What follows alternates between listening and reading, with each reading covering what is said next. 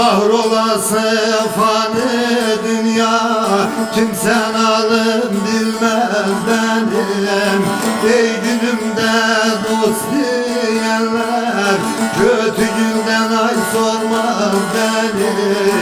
Ey günümden ay dost diyenler, kötü günden ay sormaz beni.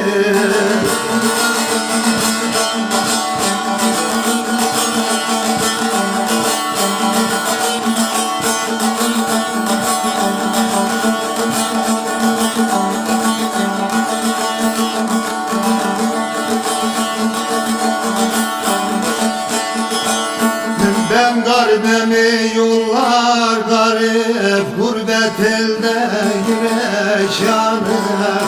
Eşten dosttan ayrı kaldım, bir halımı bilmez benim.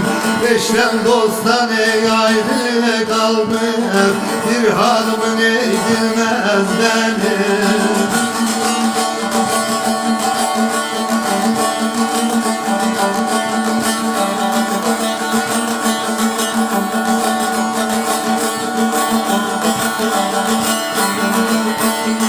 Mevlüdüm küneye vardım, ne dostum var ne de peder. Her gün dert var, her gün keder, bir ey günüm olmaz benim.